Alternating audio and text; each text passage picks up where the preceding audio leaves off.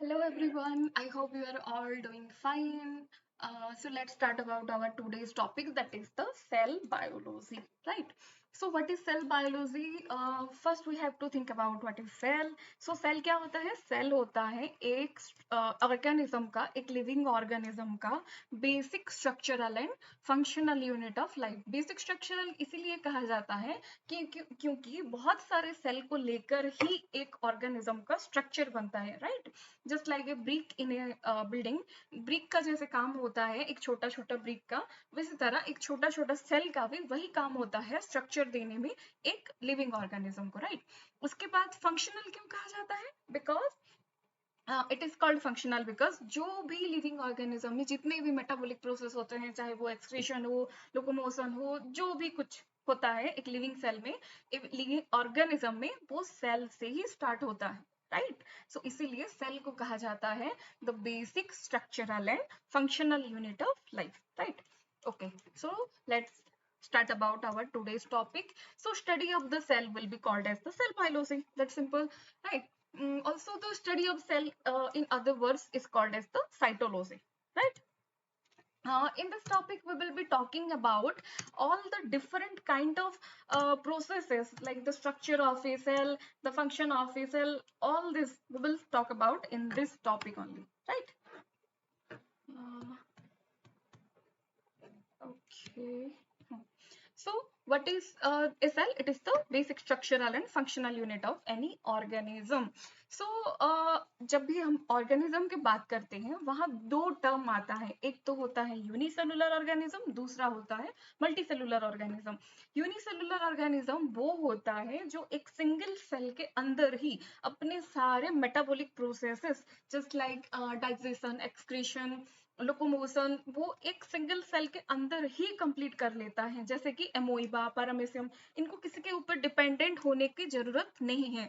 But multicellular अगर organism में क्या होता है, मल्टीपल सेल एकजुट होके एक फंक्शन करते हैं, या फिर एक लिविंग ऑर्गेनिज्म को उसके डेली एक्टिविटी परफॉर्म करने के लिए बहुत सारे सेल, बहुत सारे डिफरेंट काइंड ऑफ सेल की जरूरत होता है. जैसे कि ह्यूमन में क्या होता है, उसके लिए एक बोन के लिए ऑस्टियोसाइट चाहिए, बोन के फंक्शन के लिए, ब्लड के लिए आरबीसी चाहिए, हार्ट के लिए और कुछ चाहिए, न्यूरॉन्स के लिए और कुछ चाहिए, न्यूरॉन सिग्नल ट्रांसफर करने के लिए.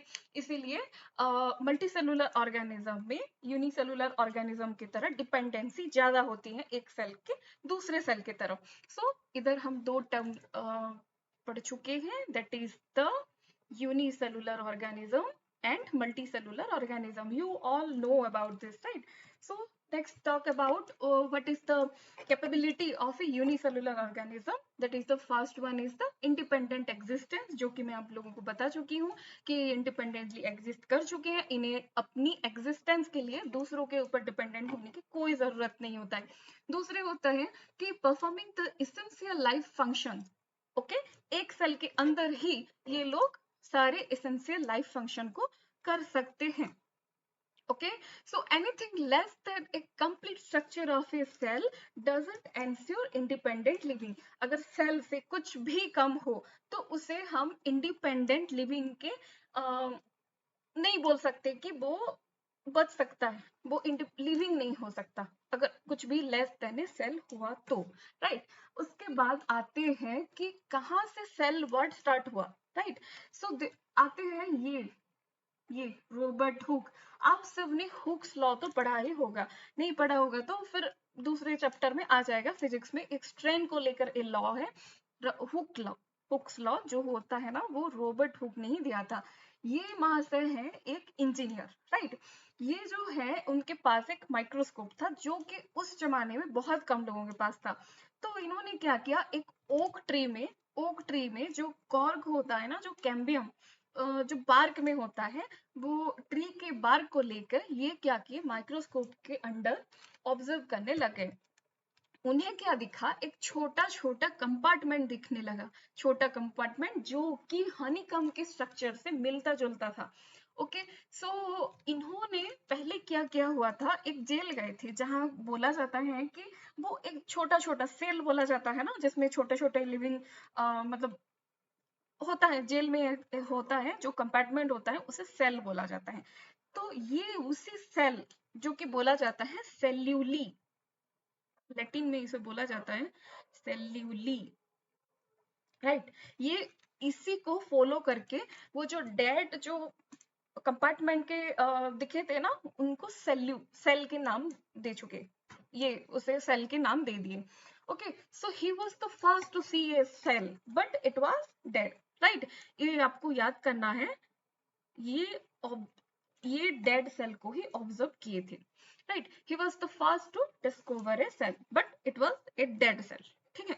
तो इन्होंने अपनी जो भी फाइंडिंग था वो एक बुक जो कि माइक्रोग्राफिया है उसका नाम, ये उसमें पब्लिश कर दी, ठीक है। लेकिन बहुत कुछ जानना बाकी था अभी सेल के बारे में। तो इनका जो डॉक्यूमेंट था ना वो सबको बहुत ही मतलब एस्ट्रोनिस कर देने वाला था कि ऐसा भी कुछ है, हमारे माइक्रोस्कोप के अंडर भी एक वर्ल्ड है, ऐसा कुछ चलने लगा था उस टाइम पे। ओके, तो ये जो माइक्रोस्कोप यूज किए थे ना, एक प्रिमिटिव कंपाउंड माइक्रोस्कोप था वो। ये रॉबर्ट हुक का जो भी है ना वो आपके बुक में नहीं दिया हुआ है, ये बस आपके एक्स्ट्रा नॉलेज के लिए है। ओके ओके, फिर आते हैं एंटोन वॉन ल्यूवेनहुक।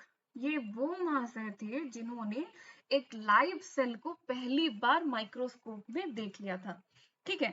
तो वो क्या कर रहे थे, एक माइक्रोस्कोप के अंडर में एक ब्लड के जो छोटा एक सिंपल ड्रॉप था, उन्हें वो उसको ऑब्जर्व किए और उन्हें आरबीसी दिखा। तो पहला जो सेल देखा गया था वो क्या था, आरबीसी था, ठीक है। ये आपके एग्जाम पॉइंट ऑफ व्यू से बहुत ही इंपॉर्टेंट है। एंटोन वॉन ल्यूवेनहुक ने पहली बार लाइव सेल देखे थे और रॉबर्ट हुक ने डेड सेल, ठीक है। तो इनको इसके बाद बोला गया, ये माइक्रोबायोलॉजी के ऊपर स्टडी ही कर रहे थे, तो इनको बोला गया फादर ऑफ माइक्रोबायोलॉजी। ये उनके जो माइक्रोस्कोप है ना, इनके पास भी एक माइक्रोस्कोप था और उसी से ये सब कुछ देखते रहते थे, जितना भी माइक्रोस्कोपिक वर्ल्ड को ये स्टडी कर रहे थे, इसीलिए इन्हें, क्योंकि ये पायोनियर थे उनके फील्ड में, तो इन्हें कहा गया फादर ऑफ माइक्रोबायोलॉजी, ये आपको याद करना है। ओके, सो लेटर रॉबर्ट ब्राउन आए। रॉबर्ट ब्राउन ने न्यूक्लियस का डिस्कवरी किया था, ठीक है। आपको अभी बाद में 2 स्लाइड के बाद में है, जब भी आप न्यूक्लियस के स्ट्रक्चर देखेंगे ना तभी आप समझ जाएंगे कि एक सेल में ना, जब तक वो सिंपल माइक्रोस्कोप या कंपाउंड माइक्रोस्कोप ही चल रहा था, इसमें से हम बस सेल के स्ट्रक्चर, उसका सेल वॉल और न्यूक्लियस जो कि डार्कली स्टेन होता है, बस इतना ही देख सकते हैं एक छोटे से माइक्रोस्कोप में। तो फिर भी रॉबर्ट ब्राउन ने डिस्कवर किया न्यूक्लियस, ये इंपॉर्टेंट है। ओके, उसके बाद क्या हुआ, जब इलेक्ट्रॉन माइक्रोस्कोप का इन्वेंशन हुआ, जब उसके बाद ही पता चला कि सेल के अंदर इतने सारे स्ट्रक्चर है, माइटोकॉन्ड्रिया है, उसके बाद क्लोरोप्लास्ट है, क्या चल रहा है, ये सब इलेक्ट्रॉन माइक्रोस्कोप के डिस्कवरी के बाद ही पता चला। उससे पहले हमें बस इतना पता चला था कि वो जो कंपार्टमेंट है उसे सेल कहा जाता है, लीवेनहुक ने लाइव सेल देखा था और रॉबर्ट ब्राउन ने न्यूक्लियस का डिस्कवर किया था, ठीक है। तो इलेक्ट्रॉन माइक्रोस्कोप के डिस्कवर होने के बाद ही हमें जो भी सेल का स्ट्रक्चर है वो सब पता चला। उसके बाद आता है most important theory, that is the cell theory. ये आपके एग्जाम पॉइंट ऑफ व्यू से ना बहुत ही इंपॉर्टेंट है, इस वजह से कई बार नीट में क्वेश्चन आ चुका है, राइट। सो ये आपको बहुत ही अच्छे से पढ़ना है, ठीक है। फिर आता है बात 1838। ओके, 1838 में एक जर्मन बोटनिस्ट थे जिनका नाम है मैथियस सिल्डेन। ओके, तो मैथियस सिल्डेन क्या किए, वो बहुत सारे प्लांट को ऑब्जर्व करने लगे। उन्हें पता चला कि जो प्लांट में जो टिश्यू है ना वो डिफरेंट टाइप ऑफ सेल से बना हुआ है। तभी तक तो पता नहीं चला था ना कि सेल ही डिस्कवर हुआ था, सेल का स्ट्रक्चर डिस्कवर हुआ था। तो मैथियस सिल्डेन वो फास्ट है जिन्हों पता चला कि प्लांट के अंदर टिश्यू है और टिश्यू में डिफरेंट टाइप ऑफ सेल है, ठीक है। उसके बाद मेथियन सेल्डन ने बोला था कि ये जो प्लांट होते हैं ना, दे आर ओके, हाँ, तो इन्हें पता चला था कि plant cell are composed of different kind of cell. Okay, उसके बाद फिर आए थियोडर स्वान। ये भाई साहब थे एक जर्मन जूलॉजिस्ट। तो ये क्या कि ये बहुत सारे एनिमल के ऊपर स्टडी करते थे और उससे इनको पता चला कि जो एनिमल सेल में जो बाहर की एक छोटा सा पतला सा लेयर है, उसको आज के डेट में जो हम प्लाज्मा मेम्ब्रेन कहते हैं, जो thin layer, thin outer layer, ये भाई साहब प्लाज्मा मेम्ब्रेन का डिस्कवरी किए थे। Also, this was the first man who discovered cell wall, that is the unique characteristic of a plant cell. ये तो हम लोग को पता ही है कि प्लांट सेल में सेल वॉल जो होता है वो यूनिक होता है। ये आपको ध्यान रखने वाला बात है कि जो थियोडर स्वान थे ना, ये जूलॉजिस्ट थे। और ये आपको कैसे याद रखना है, ये सेल्डन, ये स्वान, ये कंफ्यूजिंग टर्म है, राइट। सो स्वान को आप ऐसे याद कर सकते हैं, SWAN, स्वान। स्वान तो आपको पता ही होगा, वो एक एनिमल है, राइट। एनिमल मतलब जूलॉजिस्ट, ठीक है, ऐसे याद रह जाएगा। ओके, सो ये आपको याद रखना है कि although Swan was a zoologist, he discovered the cell wall, right? Cell wall का डिस्कवरी स्वान ने ही किया था। Based on the Schwann propose, तो इसके बाद क्या है, स्वान और सेल्डन दोनों का जो थ्योरी है ना वो सेम था। वो प्लांट के ऊपर था, ये एनिमल के ऊपर था। उनका मानना था कि जो भी हाइपो मतलब जो भी प्लांट जो होते हैं ना, वो सेल और सेल के प्रोडक्ट से बने हुए होते हैं प्लांट्स। ये सिल्टन का मानना था। और स्वान का मानना था कि जो एनिमल्स होते हैं ना, वो एनिमल्स के सेल और उसके प्रोडक्ट से बने हुए होते हैं। ठीक है, समझ में आया। तो दोनों का हाइपोथेसिस सेम ही था, मतलब वो प्लांट के ऊपर बोल रहे थे, ये एनिमल के ऊपर बोल रहे थे। तो दोनों का मिलाकर हम ये बोल सकते हैं कि both plant and animal are made up of cell and product of their cell, right, ऐसा हम बोल सकते हैं।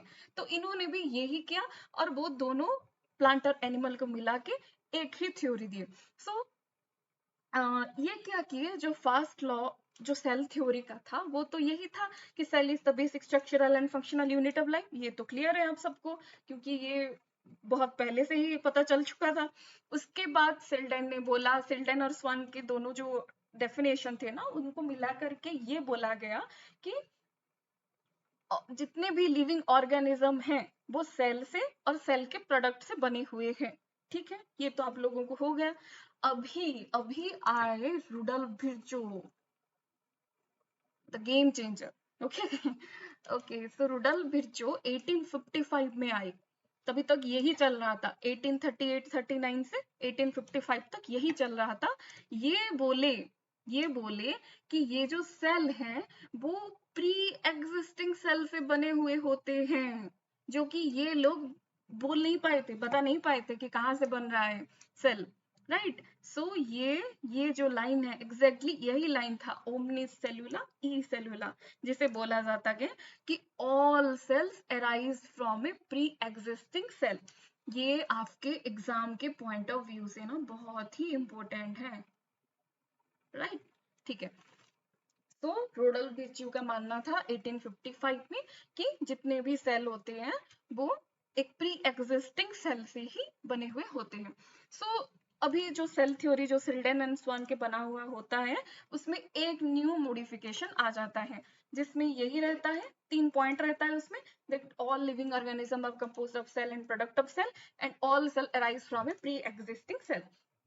तो उसमें 3 टेनेट थे, लेकिन आपके बुक में बस ये 2 ही है, इसलिए मैं 2 ही लिखी हूँ। उसके बाद हम डिस्कस करेंगे, थर्ड पॉइंट भी मैं मेंशन की हूँ बाद में।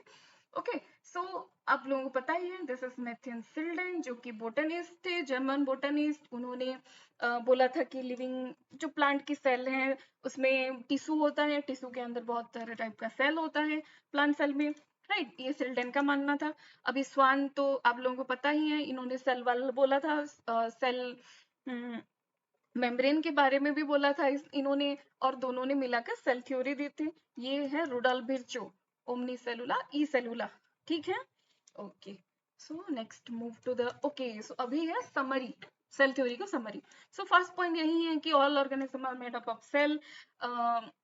वन और मोर सेल, और it is the basic structural and functional unit of life.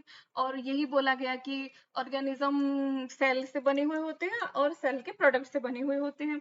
All cell arise from a pre existing cell. This is the summary of the cell theory that was given by Schleiden and Schwann and later modified by Rudolf Virchow. उसके बाद आया ये modern cell theory. उसमें 3 major addition थे, क्योंकि ये बाद में आया।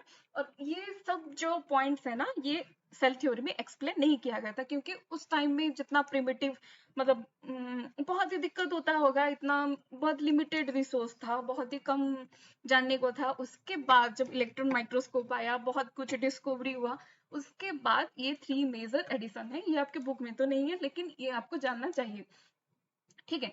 तो इसमें पहला पॉइंट क्या है, genetic material that is DNA में भी RNA is passed on from one cell to another during the cell division। Genetic material जिससे जो भी इंफॉर्मेशन होता है, जो वन सेल से दूसरे सेल को कैसे ट्रांसफर हो रहा है, वो मॉडर्न सेल थ्योरी के अंदर बताया गया। जो डीएनए है वो एक सेल से दूसरे सेल को, डीएनए तो नहीं, आरएनए भी हो सकता है किसी केस में, okay, so it is passed from one cell to other during the cell division, ठीक है। उसके बाद all cell have the basic same basic chemical composition, चाहे वो एनिमल का सेल हो, वो प्लांट का सेल हो, वो फंगस का सेल हो, अलगल का सेल हो, कुछ भी हो, बैक्टीरिया भी सेल हो, वो किससे बना हुआ होगा, बेसिक केमिकल कंपोजिशन। और वो बेसिक केमिकल कंपोजिशन क्या है पता है, CHON, ये चार तो होंगे ही होंगे, कुछ भी ले लो, कोई भी लिविंग ऑर्गेनिज्म ले लो, ये चार बेसिक केमिकल कंपोजिशन तो होंगे ही, ठीक है। उसके बाद energy flow occurs within the cell, एक सेल से दूसरे सेल में एनर्जी का ट्रांसफर होता है। नहीं तो जो प्लांट इतने इतने लंबे लंबे होते हैं, उसमें जो लीफ में जो खाना बनता है, जो एनर्जी बनता है, जहां वो कैसे ट्रांसफर हो रहे हैं रूट को, एक सेल से दूसरे सेल में ना, इसलिए कोई स्पेसिफिक ऑर्गन नहीं है। और एनर्जी किसमें ट्रांसफर हो रहे हैं, एक सेल से दूसरे सेल में, right, okay. So the overview of cell. तो आप सब लोगों ने 10th क्लास में ऑनियन पील के बारे में पढ़ा ही होगा, वो माइक्रोस्कोप में देखा ही होगा। तो अगर ये है वो ऑनियन सेल, दिस वन, ये है ऑनियन सेल, जो कि एक टिपिकल प्लांट सेल है, ओके। यहाँ आप लोग देख सकते हैं, ये जो मोटा वाला है ना लाइन, हाँ, ये है सेल वॉल। और ये जो छोटा पतला पतला ऐसे करके देख रहे हैं ना, ये है सेल मेम्ब्रेन, ठीक है। तो it has a distinct cell wall and an outer boundary, and just within it there is the cell membrane। Onion cell में यही होता है। उसके बाद अगर आप एक चिक सेल, ह्यूमन की जो चिक है ना, इसके अंदर के अगर सेल लेके हम देखेंगे, तो ये वही सेल है, देखिए ये वही सेल है, बस एक प्लाज्मा मेम्ब्रेन से घिरा हुआ। तो इन दोनों में डिफरेंस क्या है, सेल वॉल का ही डिफरेंस है, नहीं तो बाकी बेसिक स्ट्रक्चर सेम है। यहाँ भी साइटोप्लाज्म है, यहाँ भी साइटोप्लाज्म है, यहाँ न्यूक्लियस है, यहाँ भी न्यूक्लियस है। तो यहाँ हम लोग देख सकते हैं there is a dense membrane bound structure called as the nucleus. यहाँ पे ये न्यूक्लियस, यहाँ पे हम लोग देख सकते हैं न्यूक्लियस। सो अगर हम बेसिक सिंपल, अभी जो मैं बता रही थी कि सिंपल माइक्रोस्कोप से अगर हम देखने की कोशिश भी करेंगे, तो हमें बस इतना ही दिखेगा, इलेक्ट्रॉन माइक्रो से ही हमें बेसिक जो स्ट्रक्चर होते हैं ना, वही दिखेगा, ठीक है, ओके। सो ये जो न्यूक्लियस होता है ना, इसके पास क्रोमोसोम होता है। क्रोमोसोम क्या करता है, जेनेटिक इंफॉर्मेशन को ट्रांसफर करता है एक जनरेशन से दूसरे जनरेशन तक। ये डीएनए भी हो सकता है, आरएनए भी हो सकता है, ठीक है। Cells that have a membrane bound nuclei are called as the eukaryotic cell. You, मुझे पता है कि आप सबको पता है, लेकिन ये जो यूकैरियोट होता है ना, यू का मतलब होता है ट्रू, और कैरियन का मतलब होता है न्यूक्लियस, ठीक है।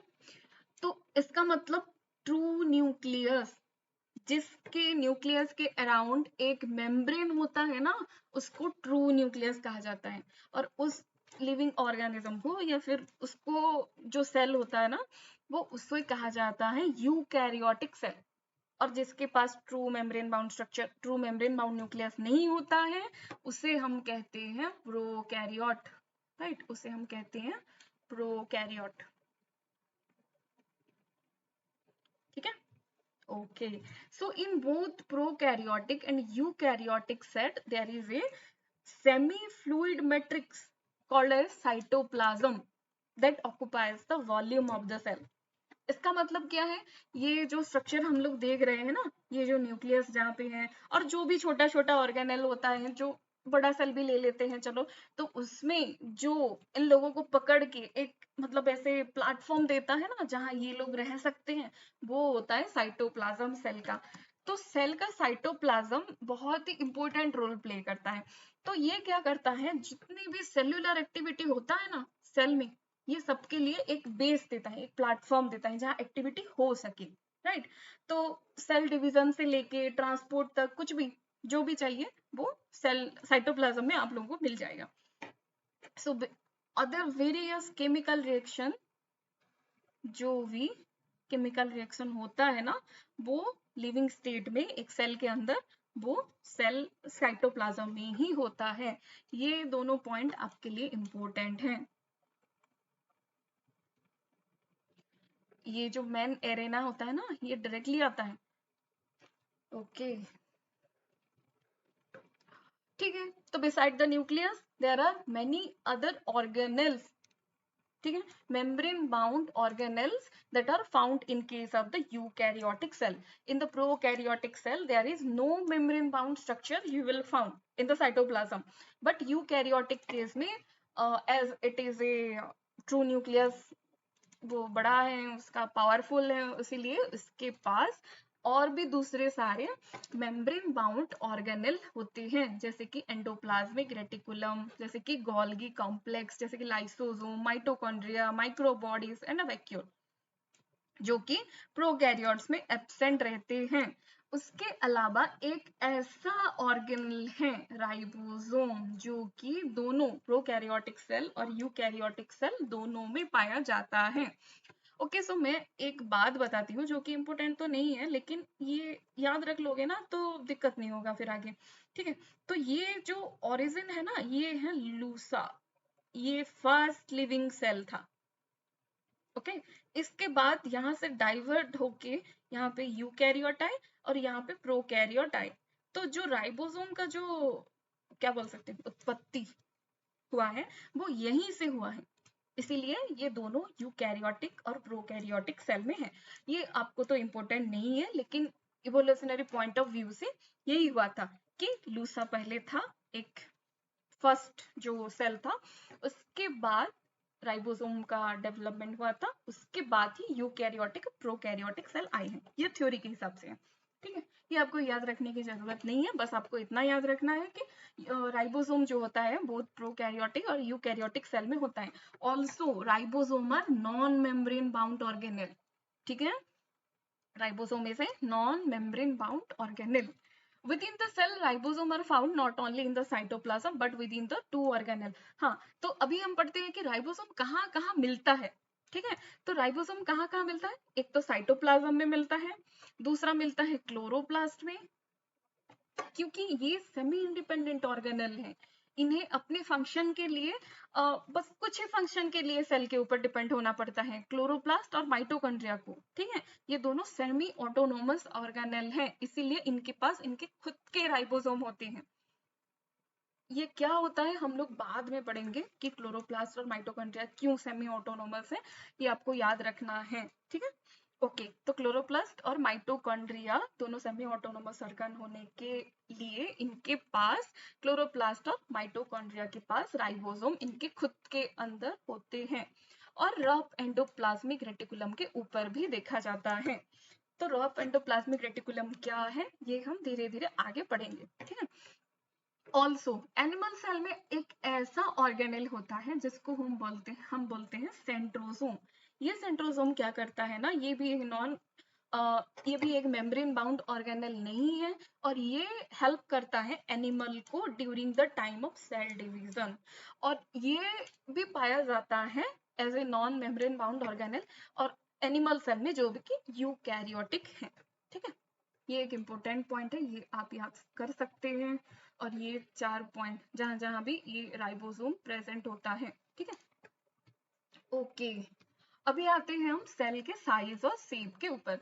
तो सेल के साइज और शेप को लेकर ऐसे कुछ स्पेसिफिक रूल नहीं है, ये लोग कुछ भी साइज, कुछ भी शेप और कुछ भी एक्टिविटी कर सकते हैं। जैसे कि कुछ सेल हैं जो कि बैक्टीरिया है, जो कि बहुत हाई टेम्परेचर में रहता है, और कुछ है कि बहुत ही कम टेम्परेचर में रहते हैं। तो इसीलिए उसको देख कर ना उसका उनका बॉडी का स्ट्रक्चर जो होता है, मतलब सेल का स्ट्रक्चर जो होता है वो चेंज होता रहता है। तो इसीलिए उसका साइज, शेप और एक्टिविटीज डिफरेंट होता है सारे सेल के, ठीक है। तो एक एग्जांपल है जो है mycoplasma, this is the smallest cell, ठीक है, जिसका लेंथ होता है 0.3 micrometer, okay. whereas bacteria could be 3 to 5 micrometer. तो ये आपको याद रखना है, माइकोप्लाज्मा जो कि स्मॉलेस्ट सेल है। और लार्जेस्ट सेल क्या होता है? एग को ना हम एक सेल ही मानते हैं। तो लार्जेस्ट एग क्या है? ऑस्ट्रिच का है। तो लार्जेस्ट सेल भी वही हुआ, ऑस्ट्रिच का egg, okay. So largest isolated single cell is the egg of an ostrich, ठीक है। Among the multicellular organism, human red blood cell are about 7 micrometer. ये आपको याद रखना है कि उसका डायमीटर कितना होता है, okay. So nerve cell are the longest cell, nerve cell जो होते हैं वो लॉन्गेस्ट सेल होते हैं। ऑल्सो सेल का साइज भी वेरी कर सकता है, अभी नेक्स्ट पेज में हम देखेंगे कि सेल का साइज कैसे वेरी करता है, और वो सब स्ट्रक्चर आपको याद रखना है, ओके। ये जो रेड ब्लड सेल है ना, ये राउंड और बाई कंकेव है, ये आता है एग्जाम में। ये शेप आपको याद रखना पड़ेगा। ये जो रेड ब्लड सेल है ये 7 माइक्रोमीटर के होते हैं, यहाँ मैं मेंशन कर रही हूँ, माइक्रॉन के होते हैं, ठीक है। ओके, सो ये जो व्हाइट ब्लड सेल है, ये इनका शेप कैसा होता है? एमेबॉइड शेप। एमेबॉइड क्यों बोला जाता है? क्योंकि एमेबॉइड का शेप ऐसा होता है ना, डिस्टिंक्ट स्ट्रक्चर नहीं होता है, इसलिए इसे भी एमेबॉइड शेप की बोला जाता है। ये है नर्व सेल। नर्व सेल क्या है? लॉन्गेस्ट और ब्रांच, ये ओनली सेल है जो ब्रांच से, ओके। हाँ, तो ये भी आपको याद रखना पड़ेगा। ये ट्रैकिड्स हैं, ये प्लांट के सेल होते हैं,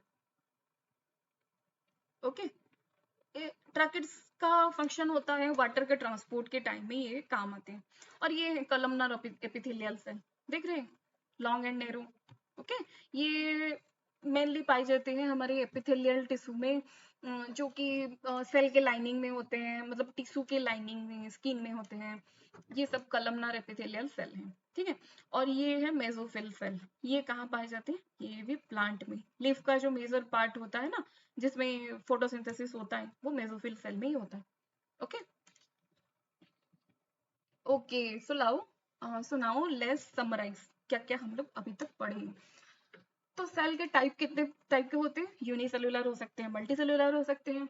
अगेन आपको याद रखना है रॉबर्ट हुक, जिन्होंने डेड सेल ऑब्जर्व किया था, ठीक है। फिर लीवन हुक आते हैं जो लाइफ सेल ऑब्जर्व किए थे, डिस्कवर किए थे। फिर आते हैं रॉबर्ट ब्राउन, जिन्होंने न्यूक्लियस का डिस्कवरी किया था।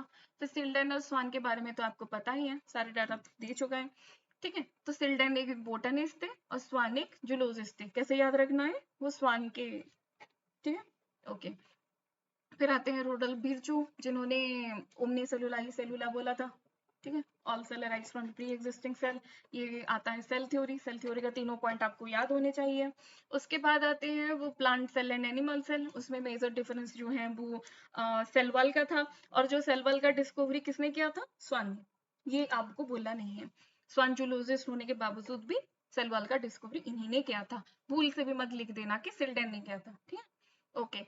तो अगेन आता है प्रोकैरियोटिक सेल। प्रोकैरियन मतलब प्रो, प्रिमिटिव, प्रिमिटिव न्यूक्लियस जिसका होता है वो प्रोकैरियोट है। प्रोकैरियोट का मतलब leg membrane bound organelle and proper nucleus, proper nucleus नहीं होता है, मेम्ब्रेन बाउंड ऑर्गेनेल भी नहीं होता है। फिर आता है यूकैरियोटिक सेल। यूकैरियोटिक सेल मतलब ट्रू, यू मतलब ट्रू, यू जहां जहां भी आएगा ट्रू होता है, और प्रो जहां जहां भी आएगा प्रिमिटिव, ठीक है। ये दोनों याद आपको याद रखना है, ओके। सो उसके बाद आया हाँ, तो यूकैरियोटिक सेल में ट्रू न्यूक्लियस होता है, मेम्ब्रेन बाउंड ऑर्गेनेल होता है। उसके बाद दोनों सेल में एक ऑर्गेनेल ऐसा होता है जो कि मेम्ब्रेन बाउंड नहीं होता है। मेम्ब्रेन बाउंड नहीं है, वो है राइबोसोम। राइबोसोम कहाँ कहाँ मिलता है? आरईआर में, क्लोरोप्लास्ट में, माइटोकॉन्ड्रिया में और साइटोप्लाज्म में, ये चारों जगह आपको आरईआर मिलेगा। फिर आता है सेंट्रियोल। सेंट्रियोल का काम क्या है? ये बस एनिमल सेल में होता है, प्लांट सेल में ये एब्सेंट रहता है, और इसका ये भी मेम्ब्रेन बाउंड नहीं है, और इसका काम क्या है, सेल के डिवीजन के टाइम पे ये क्या करता है, स्पिंडल, वो हम लोग सेल डिवीजन के टाइम पे इसके बारे में पढ़ेंगे, ठीक है। तो बस अभी के लिए इतना याद रखो कि सेंट्रियोल का काम होता है स्पिंडल फाइबर रिलीज करता है, स्पिंडल फाइबर जाके क्रोमोसोम को अटैच होता है, उतना ही। Okay, that's all. Okay, let's practice now. So cell theory was formulated by Selden and Swan. ये तो सबको पता ही होना चाहिए। रॉबर्ट हुक तो क्या किए थे, हुक्स लॉ फर्स्ट तो फिजिक्स में, उसके बाद कॉर्क का जो डिस्कवरी, सेल का डिस्कवरी, डेड सेल का, रॉबर्ट हुक ने ही किया था। लिवेन हुक तो लाइफ सेल देखे थे। मार्सेलो मालपीजी के ऊपर हम लोग जब नेफ्रॉन के ऊपर पढ़ेंगे ना एक्सक्रीटोरी सिस्टम में, उसमें मालपीजी का नाम आएगा। Okay, so name the scientist who saw a live cell for the first time. तो जीएन रामचंद्रन जो है ना, इनका काम है प्रोटीन के ऊपर। तो ये प्रोटीन का स्ट्रक्चर को डिफाइन करने के लिए इन्होंने रामचंद्रन प्लॉट दिया था, तो वो हम लोग बायोकेमिस्ट्री में पढ़ेंगे। अभी इस रामचंद्रन को नहीं चाहिए हमें। तो ये हैं एंटोन वन लीवेनहुक, जिन्होंने फर्स्ट टाइम लाइव सेल को देखा था, ठीक है। उसके बाद आते हैं रॉबर्ट वाइट का कुछ काम ही नहीं है। स्वान तो आप लोगों को पता ही है, सेल थ्योरी दिए थे, इनका लाइव सेल में कुछ भी काम नहीं है, ठीक है। Okay, the scientist propose the hypothesis that the bodies of animals and plants are composed of cell and product of cell. ये किसने दिया था, bodies of plants and animal, मतलब ये आता है सेल थ्योरी के अंदर, ठीक है। अगर इसमें बस एनिमल दिया हुआ होता तो इसमें स्वान होता, और बस प्लांट दिया हुआ होता तो सिल्डेन होता। अगर दोनों मेंशन हुआ है तो वो सेल थ्योरी के अंदर आता है। सेल थ्योरी किसने दिया था, सिल्डेन एंड स्वान ने। ओके, रोडल बिर्चो का काम तो आप लोगों को याद ही होगा, ओमनी सेलुला ई सेलुला। रॉबर्ट ब्राउन तो न्यूक्लियस देते और स्वान तो बोटनिस्ट थे, सॉरी जूलॉजिस्ट थे। ओके, अभी आएगा ओमनी सेलुला ई सेलुला, अभी बताया था, ये दिया हुआ था रुडल बिर्चो ने। Okay, so select the right option which relate to Swan regarding the following statement, ठीक है। He reported that cell have a thin outer layer which is today known as the plasma membrane। सही है, ये तो सही है। Thin outer layer जो होता है आज के डेट में उसे हम प्लाज्मा मेम्ब्रेन कहते हैं। Cell wall is the unique characteristic of the plant cell, ये भी सही है। Body of the plant and animal are composed of cell and product of cell, ये भी सही है, ठीक है। तो तीनों तीनों करेक्ट हैं। Right option relates to swan regarding the following statement. Swan के हिसाब से ये तीनों स्टेटमेंट सही है। उसके बाद ये आ गया Leeuwenhoek who discovered the first living cell, ठीक है। ये पहले आ गया, ये तीनों ऑप्शन, ये तो गया। फिर अभी एलिमिनेट के रूल से अगर पढ़ेंगे ना तो बहुत जल्दी सॉल्व हो जाता है ये टेबल वाला डायग्राम जो होता है क्वेश्चन, ठीक है। तो रॉबर्ट ब्राउन, इनका काम था न्यूक्लियस में, तो बी का हो गया थर्ड, बी का थर्ड कहाँ है, फिर तो ये दोनों एलिमिनेट हो गए, अभी बचा ये दोनों। सिल्डेन, सिल्डेन का काम क्या था, all plants are composed of different type of cell, IV हो गया। फिर वन का presence of cell is a cell wall, ये यहाँ पर मेंशन नहीं है, presence of cell wall is a unique to plant cell, ठीक है। अभी हो गया, सी का हो गया आईवी, डी का हो गया 2, so this option is correct, right. Okay, so who proposed a modification in the cell theory, किसने बोला था, रुडल बिर्चो ने, ओमनी सेलुला ई सेलुला करके। रॉबर्ट हुक भी नहीं है, मार्सेलो मालपीजी भी नहीं है, और सिल्डेन एंड स्वान ने सेल थ्योरी दिया था। Okay, what is true about genetic material of a prokaryotic cell, genetic material of a prokaryotic cell, इसके बारे में हम आगे बहुत सारे पढ़ेंगे। जब हम पढ़ेंगे ना इनहेरिटेंस बायोलॉजी, उसमें ये बहुत आएगा कि प्रोकैरियोटिक सेल में क्या क्या होता है। सो एक बात ये याद रखिए कि एक हिस्टोन एक प्रोटीन होता है जो कि प्रोकैरियोटिक सेल में नहीं होता है, ठीक है। Not enveloped by nuclear membrane, ये भी सही है, अभी हम लोग पढ़े थे। Composed of single circular DNA molecule, ये भी सही है। Okay, all these are correct. Okay, so ठीक है, आज के लिए बस इतना ही। Okay, so we biologists do not take selfies, we take selfie. Okay, So this is end of today's class. Thank you.